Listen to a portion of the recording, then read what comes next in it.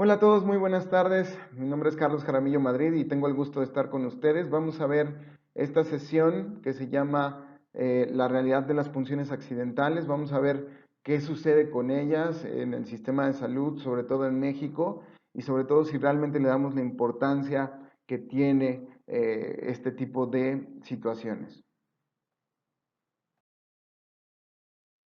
Quisiera yo preguntarle si realmente estamos conscientes del riesgo que conllevamos los trabajadores del área de la salud. Me queda claro que hay algunos gremios que efectivamente sí tienen una conciencia muy clara acerca de lo que representa trabajar cuidando a un paciente, atendiéndolo, salvándole la vida, etcétera. Pero creo que los químicos no estamos tan conscientes de lo que tenemos en nuestras manos. Que al final del día, ustedes bien lo saben, la materia prima con la que trabajamos en los laboratorios clínicos en realidad es la sangre de los pacientes o algún otro fluido. Pero al final del día, principalmente es sangre con lo que nosotros trabajamos. Y creo que muchas veces nosotros no estamos conscientes de lo que conlleva trabajar con sangre. Mi pregunta para ustedes es, ¿que tengas contacto con la sangre del paciente no te pone en riesgo? Seguramente muchos dirán que sí y seguramente muchos estarán diciendo, eso a mí no me pasa porque utilizo para las recolecciones de muestra sistemas cerrados. Eso no te exime de que tengas ciertas situaciones con alguna punción accidental o tener contacto con la sangre del paciente o inclusive con el mismo suero del paciente, ¿no? Yo veo que en muchos lugares utilizan unos equipos hermosos, padrísimos, muy buenos, tienen controles de calidad internos y externos, trabajan súper bien, muy bien. Pero desafortunadamente utilizan equipos en donde a veces se tiene que abrir el tubo para poder hacer que el equipo tome muestra. Y realmente estamos conscientes de que eso puede ser algún tipo de infección para nosotros. Sobre todo porque mucha gente se espanta de ciertos virus que más adelante los vamos a ver, pero no sé si realmente eso sea lo más peligroso para todos nosotros, ¿no? Entonces creo que enfermeras y médicos sí están muy capacitados en esta área, sí están muy conscientes de, pero creo que muchos químicos no. Y apenas es cuando empezamos a hacer conciencia de esto. Hay una casa comercial que ha hecho conciencia de esto durante varios años, que la verdad mis respetos por ello. Sin embargo, creo que aún falta más difusión y por eso agradezco a la Química Lilia que nos dé la oportunidad de transmitirles esta información. Quiero ponerles un video para que ustedes vean eh, cómo en un segundo podría cambiar nuestras vidas. Entonces quisiera mostrárselos.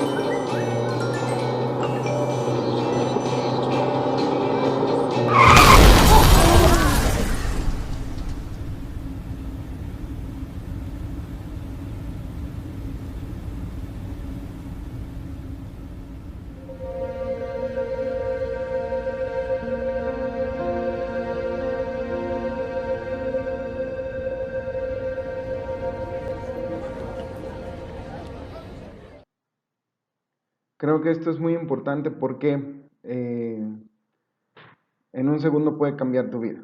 En un segundo. Cualquier distracción, cualquier no concentración que tú pudieras tener, incluyendo pues en lo que nos atañe la toma de muestra, puede desencadenar algún tipo de accidente. Lo más peligroso es que no tan solo te perjudique a ti, sino que también perjudique a alguien que estuvo ahí, desafortunadamente en el momento menos indicado, menos preciso, y que pueda ser esa persona también la que salga de alguna manera lastimada.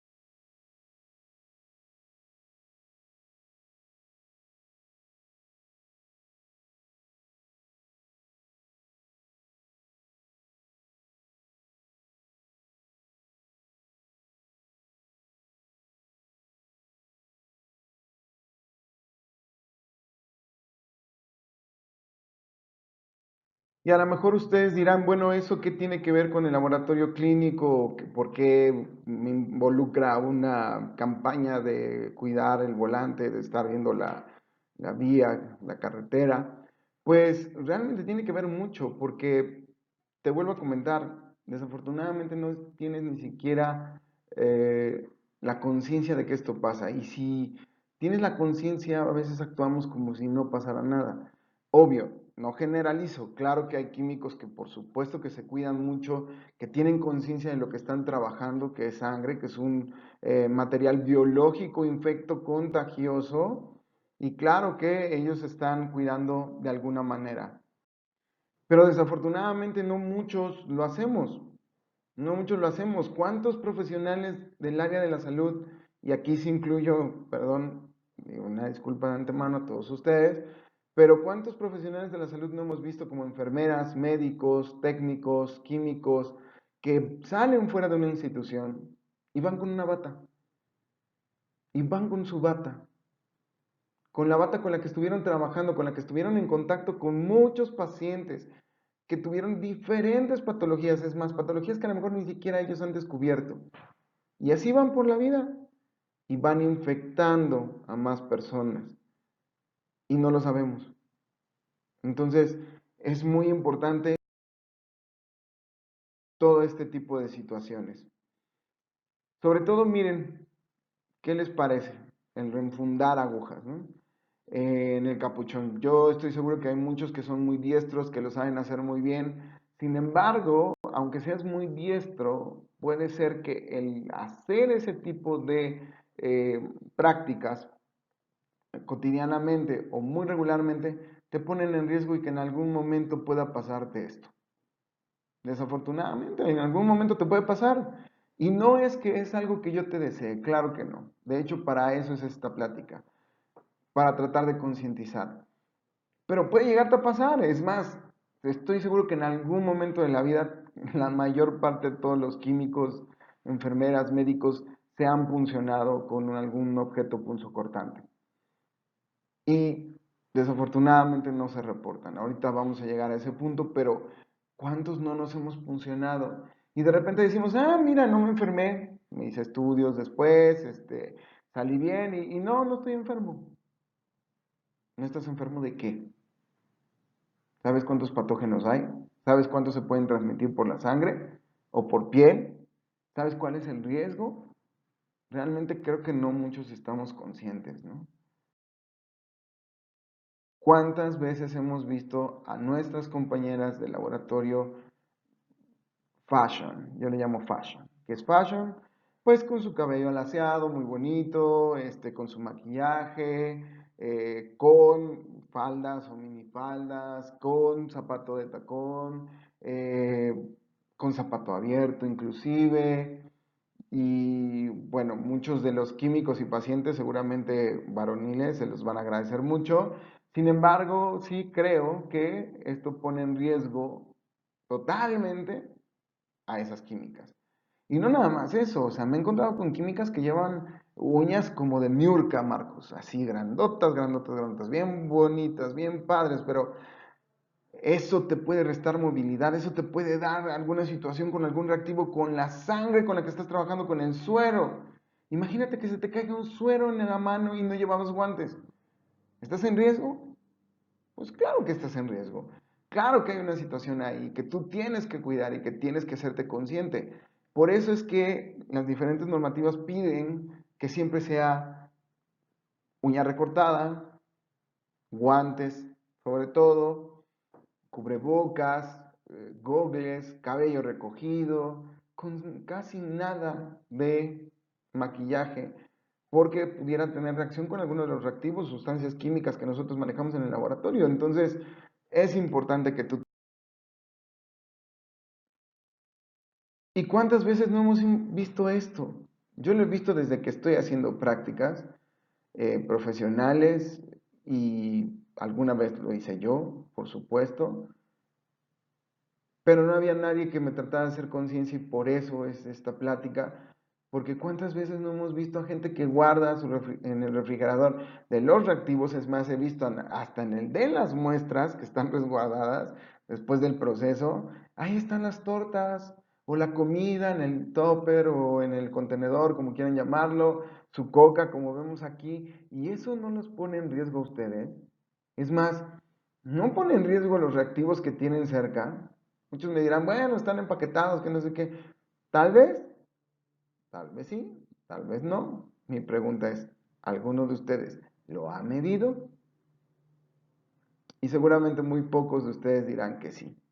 Si tú fuiste los que dijiste sí, te felicito, porque estuvo genial, qué bueno, ojalá siempre se sigan cuidando, pero te apuesto que más del 80% de nosotros que estamos viendo esta plática no hemos hecho algún tipo de estudio para demostrar que los alimentos no están contaminados o que los reactivos no están contaminados. Y entonces eso representa muchos problemas al área de la salud, sobre todo a ti como usuario. Eso es un problema grave para ti. Y no nada más eso. Otra de las cosas que a mí realmente sí me pone triste es que últimamente hay pacientes que llegan al laboratorio y a lo mejor no tienen algún diagnóstico como tal, llegan a hacerse algún estudio de laboratorio y tú pues lo tratas normal, ¿no? Sin guantes, sin tu equipo de protección, porque se ve normal. Pero cuando llega un paciente con HIV, lo primero que haces es ponerte los guantes, ponerte cubrebocas, ponerte gogles, y aunque no los tengas, los buscas. Y yo lo he visto. No nada más en una toma, lo he visto en infinidad de tomas. Y eso es riesgoso. Es más, es riesgoso hasta como tomas un tubo. Porque para eso se diseñaron los tapones en hogar. Para que cuando tú destapes el tubo no te salpique, se quede la gota ahí contenida. Pero también sirve para que tú lo puedas tomar de esa parte que tiene líneas y no se te barra o no se te caiga. ¿Sale? Para eso se diseñó, de ahí se toma, no como en la foto de abajo, donde vemos que lo está tomando de la parte de la parte baja del tubo y de la parte del tapón, la parte superior del tapón, y ahí justamente creo que no mucha gente lo ha tomado con cierta conciencia, pero la gota de sangre que deja después de que tú sacas la aguja, cuando estás recolectando la muestra, sacas el tubo de la aguja, queda una gota. A veces son gotas muy pequeñas, a veces son gotas muy grandes, depende de cada marca. Sin embargo, deja la gota y que tú pongas el dedo así ya te mete a ti en riesgo, definitivamente. Y parece ser que todo es al revés aquí. Parece ser que todo es al revés. Por eso es que estoy tan empecinado en hablar con Netflix para ver si podemos hacer 1000 maneras de morir para un químico y poner todo este tipo de ejemplos que desafortunadamente a veces perdemos. de vista. Entonces, eh, toda muestra debería de ser considerada biológico infecto contagioso hasta que se demuestre lo contrario. No porque veas a una persona que llega sana o una persona que llega, digamos, que sea fenotípicamente agradable a tu vista, que digas, ay, qué guapo paciente, qué guapa paciente. Caras vemos, enfermedades no sabemos. Y es más peligroso tratar a un paciente que no sé qué tiene o que en teoría sabría lo que tiene a un paciente que tiene una enfermedad infectocontagiosa ya determinada. Entonces, por favor, es mi súplica, cuídense. Y quisiera ponerles este video para que ustedes puedan verlo y que me digan o me contesten en los comentarios de aquí abajo si los accidentes realmente existen. I'm the sous chef here. With any luck, I should be head chef by next year. I've got this amazing fiance, who I won't be marrying this weekend, because I'm about to be in a terrible accident. But really, I should have cleaned up the grease over there, and they should never put the deep fryer so close.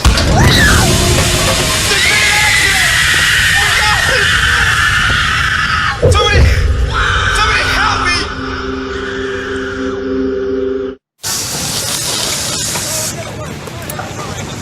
I'm working overtime because I want to take my family on a nice vacation. Soon they get a call telling them I was killed in an accident. But hey, I'm wearing a busted harness here. And the company should have checked those tanks to There's been an accident! Run, get some help! Sergeant Standard! Call the ambulance!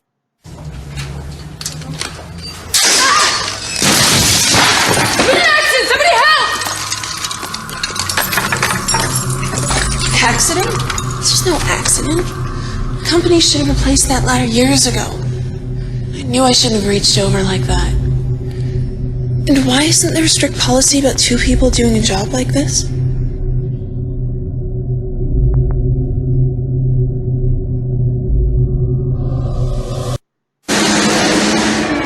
Hey, Jim! You take care of that skid? Yeah!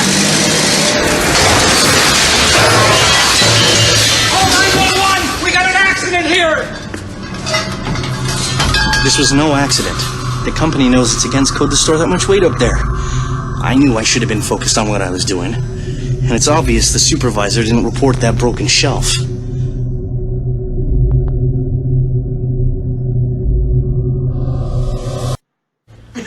James was with our company for 10 years before this tragic accident. Accident? What are you talking about? Your company never fully trained me to deal with high voltage wires. And the way they were insulated, it was obvious someone wanted to get home in a hurry. What was I thinking? Not wearing all of my safety equipment.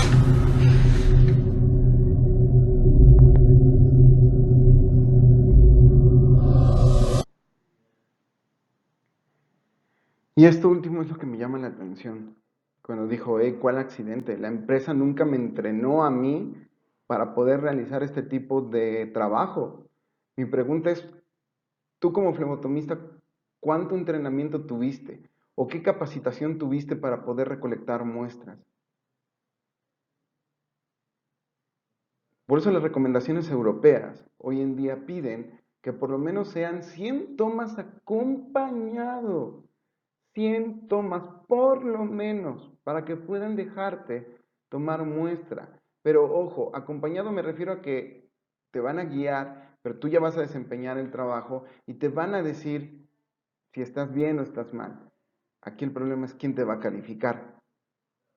Personas calificadas, personas que no han tenido una actualización en toma de muestra en varios años, personas que nunca la han tenido, personas que recién la tuvieron, personas que están certificadas en flebotomía. ¿De quién vas a recibir el consejo? ¿Y con base en qué ellos te están diciendo lo que te están diciendo? Porque mucha gente ni siquiera lee insertos. Y ya desde ahí tenemos un peligro, un riesgo enorme nosotros como trabajadores. Y otra de las cosas que me llama la atención de este video es cuando la chica cae, la chica de cabello rizado, y habla acerca de que por qué no existen políticas estrictas.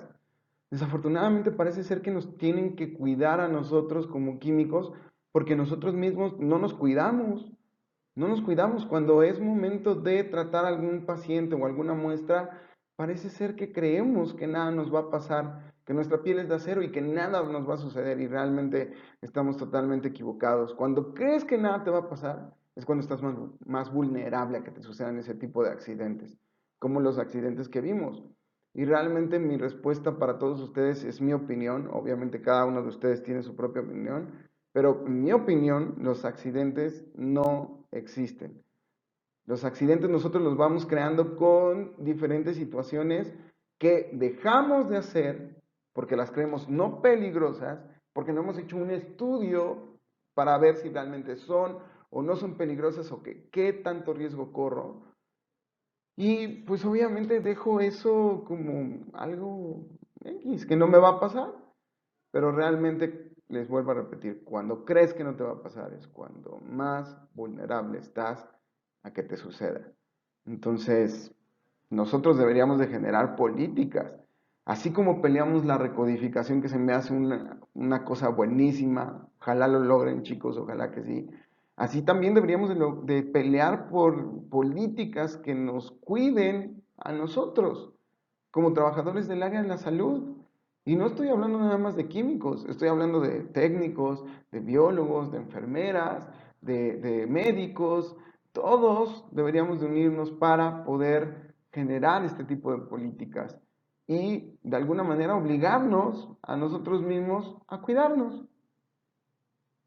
Y eso está bien triste, porque tenemos que obligarnos muchas veces a cuidarnos cuando deberíamos de cuidarnos nosotros mismos porque nos queremos, nos cuidamos, nos respetamos y porque nos interesa nuestro entorno.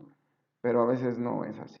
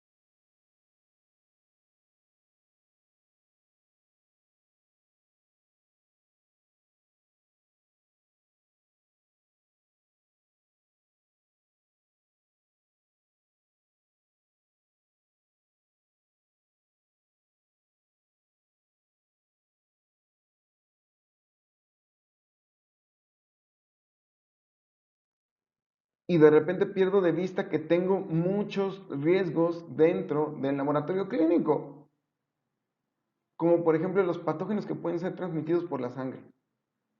Lo pierdo de vista totalmente. Y ahí estoy con los ojos sin guantes, trabajando sin guantes y sin cubreboca, sin gogles. No puede ser que en algún momento tengas algún descuido, pegues ese tubo, salga algo de suero, te caiga en alguna mucosa, o en piel, o en algún otro lugar. ¿Y estás en riesgo? Pues claro que estás en riesgo. Es un material biológico infecto contagioso. Y no nada más eso, la exposición a las sustancias químicas que de repente hay en el laboratorio.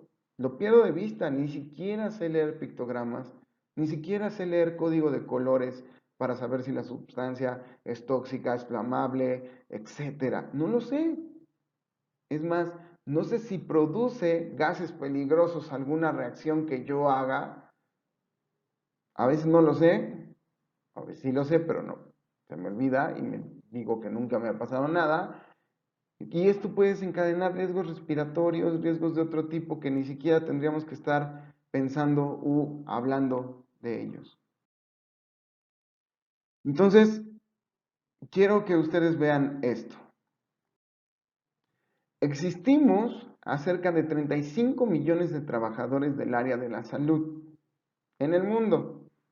Este fue un estudio que anteriormente hizo la OMS, pero ellos en ese estudio vieron que 2 millones de trabajadores se puncionan al año de manera accidental. 2 millones de esos 35 millones. Y desafortunadamente se cree que es una baja estimación porque, pues primera, hay un bajo sistema de vigilancia. ¿Quién está supervisando las tomas de muestra? Debería de haber un supervisor de toma de muestra. Es más, ese supervisor debería de evaluar las técnicas, debería de evaluar la extracción, el volumen, la homogenización, todos esos pequeños detalles y sobre todo las punciones accidentales que sucedan en cada uno de los lugares, en cada uno de los cubículos. Y no nada más eso, la OMS también ha hablado de que se cree que de un 40 a un 75%, ojo, 40 a 75, es un rango muy abierto, de punciones accidentales no son reportadas. Porque tengo miedo a que me vayan a regañar, porque tengo miedo a que vaya a suceder alguna otra cosa, que me despidan, etc. Pero no tengo miedo a lo que me puede causar una punción accidental, ¿verdad? Y la pregunta es, ¿conoceremos qué causa una punción accidental?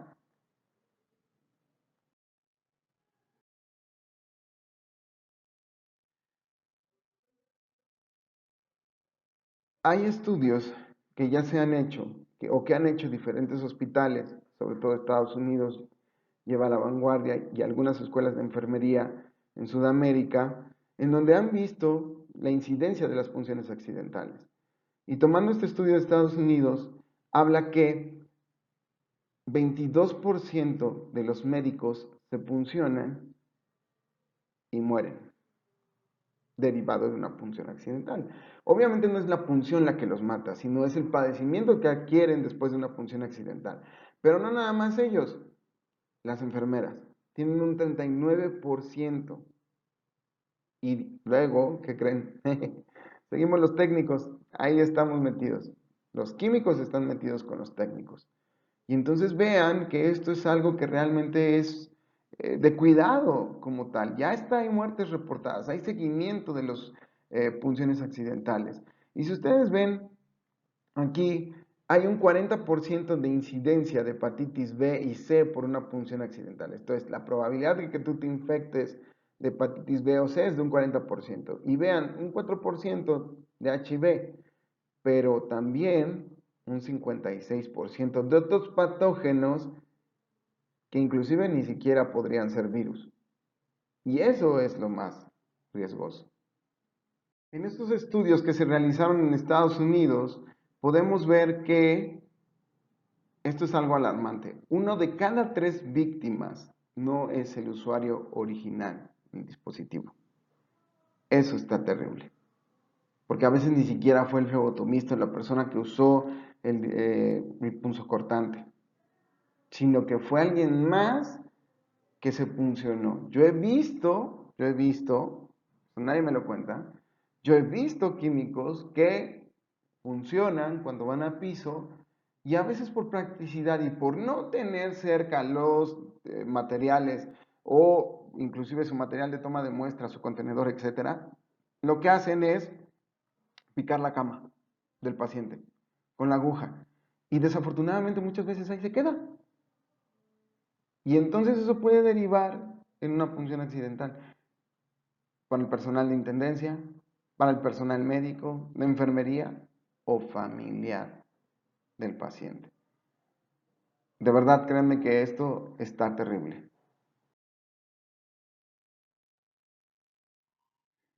Y en este hospital, Johns Hopkins, se determinó la prevalencia de hepatitis B, C y HIV en muestras de sangre de pacientes y vemos que la mayor incidencia es de hepatitis C, luego sigue la hepatitis B y luego sigue el HIV. Y desafortunadamente las personas que fueron estudiadas, 29% de los infectados contrajo alguno de estos tres virus.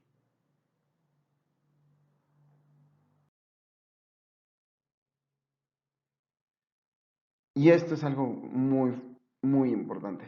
¿Qué puedes contraer a través de una punción accidental? Muchas veces creemos que solo son los virus, etcétera, y en realidad hoy en día conocemos 30 patógenos, que pueden ser desde virus, bacterias, hongos, parásitos, inclusive algún tipo de tumor podría pasarse, sobre todo cáncer en piel, algún sarcoma, etcétera, podría pasar contigo. Obviamente, si te implantas células malignas y tienes las condiciones para desarrollar el cáncer, lo vas a hacer. En caso de que no, pues no lo vas a desarrollar. Aquí dependen de muchos otros factores, pero es el riesgo en el que están. Hoy en día se conocen 30 patógenos. ¿Y mañana? Mañana yo no sé. Y entonces esto se vuelve un poquito más complicado. Deberíamos de hacer estudios respecto a esto, estudios serios. Y sobre todo dar seguimiento a este tipo de funciones. Porque si ustedes ven aquí en esta gráfica, desafortunadamente, y esto fue en el 2005, esperemos que haya bajado este tipo de situaciones, pero vemos que en Estados Unidos es poca gente la que fallece por alguna punción, pero, o relacionada a alguna punción, pero en el mundo son muchísimas personas. Y aquí la pregunta del millón será, ¿por qué en Estados Unidos casi no? Y en todo el mundo regularmente sí hay muchos pacientes que llegan a morir por derivado de una punción accidental. En Estados Unidos hay políticas para cuidar a los trabajadores del área de la salud, políticas de seguridad.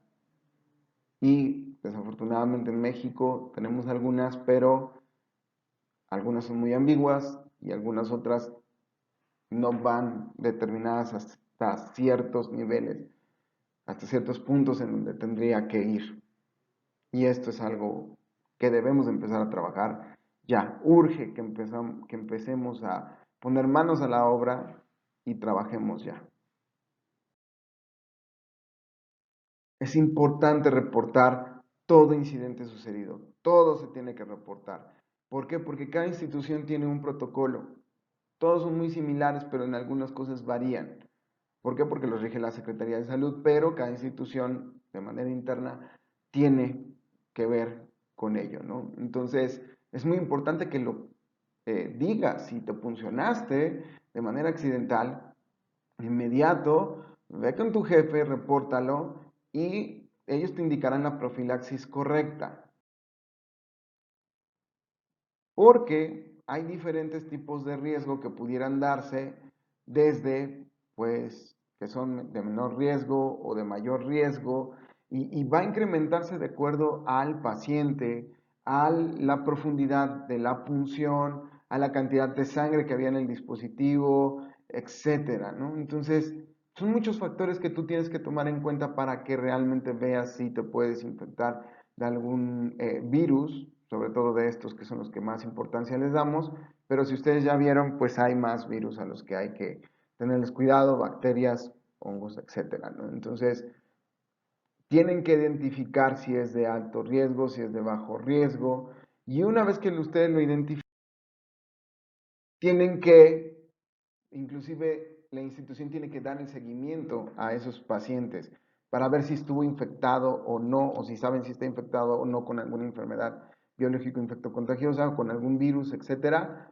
Y tenemos que checar, de acuerdo a la institución y al área de epidemiología, qué nos sugieren en cada institución para poder realizar el seguimiento adecuado a los pacientes y a mí como persona.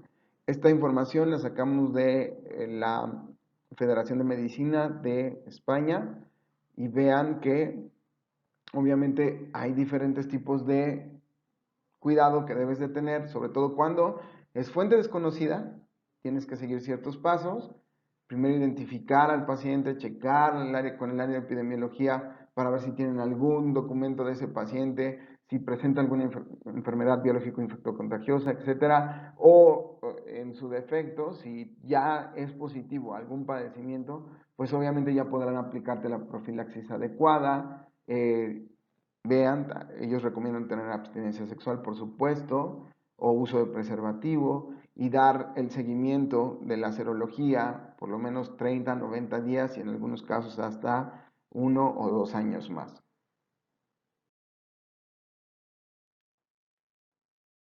A veces perdemos de vista que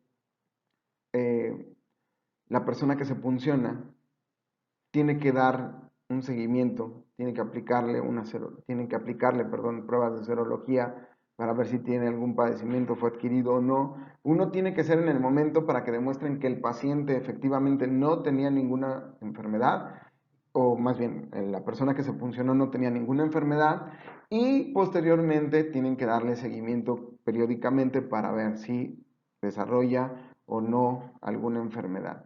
Pero esto representa gastos administrativos.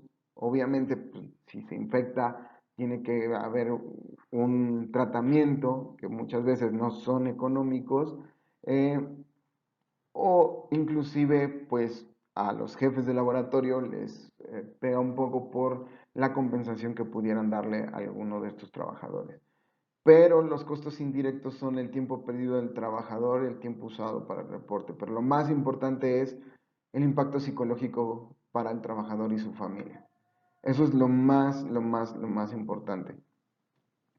Desafortunadamente, muchas veces los trabajadores de la salud son muy buenos en su trabajo, pero algún accidente puede hacer que su rendimiento baje, como este tipo.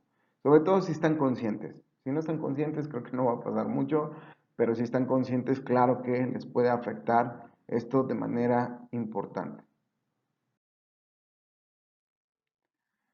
Por eso me gustaría mostrarles algunos productos que se encuentran en el mercado y que podrían brindarles de seguridad, como por ejemplo la aguja Eclipse, que ustedes ya conocen perfectamente bien, fue el primer sistema que, si no mal recuerdo, salió en México y brinda de cierta seguridad a los usuarios y se me hace una aguja bastante buena. Hoy en día ya hay sistemas preensamblados que ellos están manejando y que obviamente esta casa comercial está pensando en una seguridad completa para los usuarios.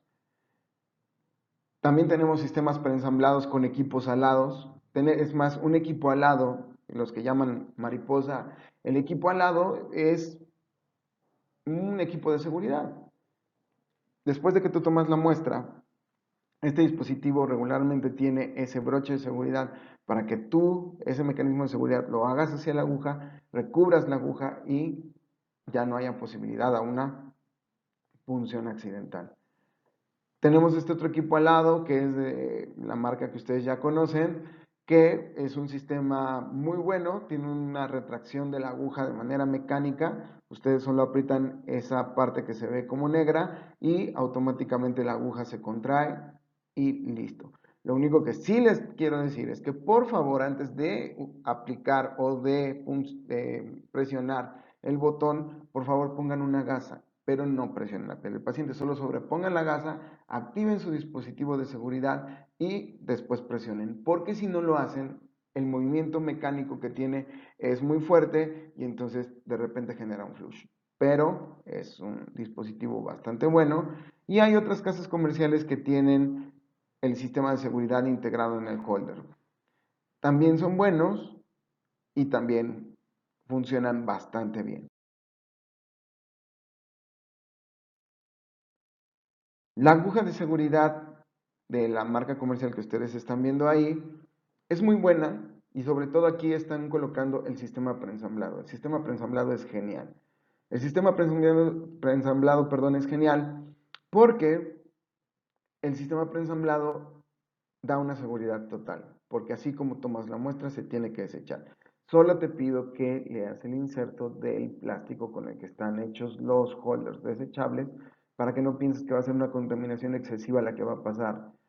Están diseñados para poderse desechar y ser más amigables al medio ambiente y que obviamente no contaminen, como por ejemplo un holder de los convencionales, ¿no? Una de las ventajas que tiene esta aguja es que el broche de seguridad lo tiene listo para que cuando tú lo hagas hacia ti, hacia el flebotomista, el bisel esté hacia arriba.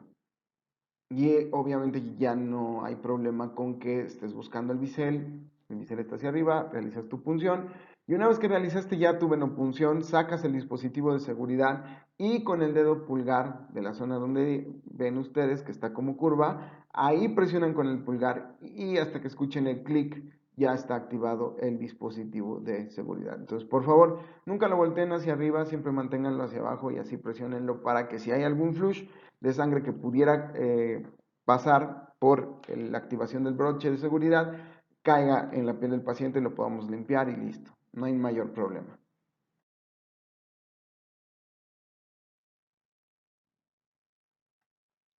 Hay otros dispositivos de seguridad que les digo vienen también preensamblados o vienen en la seguridad en el holder. Y la ventaja que tenemos con estos dispositivos de alguna manera es que podemos mover el broche de seguridad hacia diferentes lados. ¿Por qué es una ventaja? Bueno, porque a algunas personas de repente el broche de seguridad como que les estorba un poco en la visualización de la vena y a veces los mete en alguna situación con la venopunción.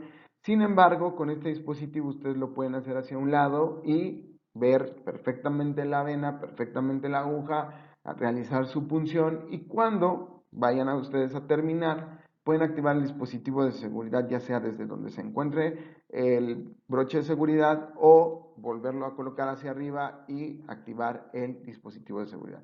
Nunca hacia abajo, nunca hacia arriba, siempre hacia abajo el dispositivo de seguridad para que ustedes lo puedan activar y no generen ningún problema. Hay otros equipos de seguridad como lo que les mencionábamos, los sistemas preensamblados y los push button. De hecho, acaban de sacar un sistema al lado que es el Ultra Touch, que drena más rápido. Se me hace muy bueno, la verdad. Sin embargo, también hay equipos de seguridad también muy buenos de otras casas comerciales. Yo lo único que sí les digo es pruébenlos. Pruébenlos, pero lean los insertos para que no tengan ningún problema. Porque a mucha gente no le gustó el push button porque de repente lo tomaban de la parte superior donde está el mecanismo, ese botón, y pues obviamente se activaba el mecanismo de retracción de aguja y ya no podían utilizarlo. Pero si ustedes utilizan los dispositivos de manera adecuada, no va a haber mayor problema.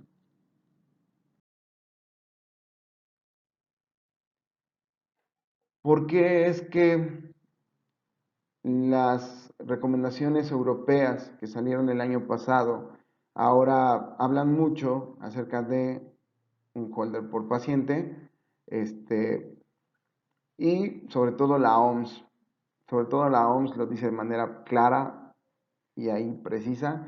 Las otras guías son como un poco ambiguas, no lo dicen abiertamente, o recomendaciones no lo dicen abiertamente, pero la OMS en el manual de las mejores prácticas de flebotomía habla de que sí tiene que ser un holder por paciente. ¿Por qué tiene que ser un holder por paciente? Porque desafortunadamente cuando tú haces tu venopunción, enroscas tu aguja en tu soporte, en tu holder, realizas tu venopunción, metes tu primer tubo, lo ensamblas.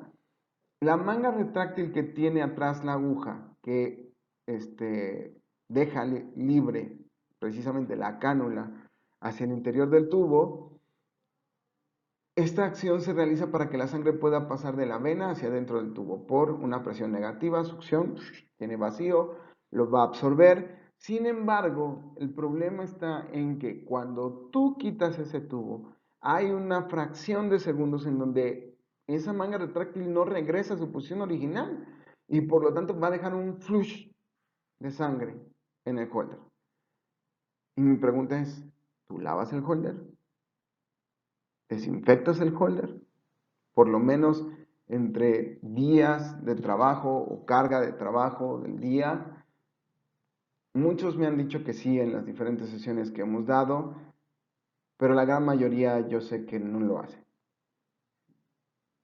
Y es algo que tenemos que empezar a hacer como cultura, porque en el holder podemos llevar infecciones sin ningún problema hacia nuestros hogares. Vean este tipo de contaminaciones que podemos tener aquí. La sangre ahí está. Hay patógenos que pueden durar hasta 48 horas en sangre seca. Y esto, caballeros, damas, niños, niñas, nos meten en muchos problemas, porque tener en contacto nuestra piel o algún dispositivo que estemos nosotros sujetando con las manos sin guantes, ¿te mete en riesgo? Yo estoy seguro que sí, te pone en riesgo. Y por eso, hoy en día, se solicita un holder por paciente. Esta es la razón por la cual no les estamos queriendo mentir ni tampoco espantar. Lo que te queremos hacer es enseñarte la realidad de las punciones accidentales, de la contaminación, de que estás en contacto día a día con material biológico infecto contagioso y que obviamente esto puede desencadenar que tú tengas algún padecimiento derivado de alguna punción accidental o del mismo contacto con la sangre. Y me quiero despedir con esta frase de que, pues desafortunadamente la salud no se valora hasta que llega la enfermedad. No esperes a tener un padecimiento para cuidarte. Prevén, cuídate. No digas, a mí no me va a pasar. Yo nunca voy a sufrir eso. Es más, nunca me he enfermado, porque ahora sabes que no sabes si realmente te has enfermado o no derivado de una punción accidental. Con todos los patógenos que hay, probablemente sí. A lo mejor te funcionaste y de repente te dio alguna como especie de gripa, algo pudo haber sido algo de eso. Entonces, no hay estudios que concluyan eso, sin embargo, sí debemos de empezar a hacer ese tipo de estudios, sí debemos de empezar a ver a la gente como el activo más importante dentro de una institución. Sí debemos de cambiar eso. Y yo te invito, ahorita que termino la plática, a que pienses en esto, a que hagas una reflexión de esto y ojalá que algo de lo que te haya dicho en esta sesión te haya hecho sentido y ojalá que de todos los que nos hayan visto, si una persona, solo una persona, va a cambiar sus hábitos para poderse cuidar dentro de un laboratorio clínico, esto valió la pena. Bueno, mi nombre es Carlos Jaramillo Madrid, estoy a sus órdenes, ha sido un gusto enorme estar con ustedes. Les mando un abrazo y por favor, cuídense.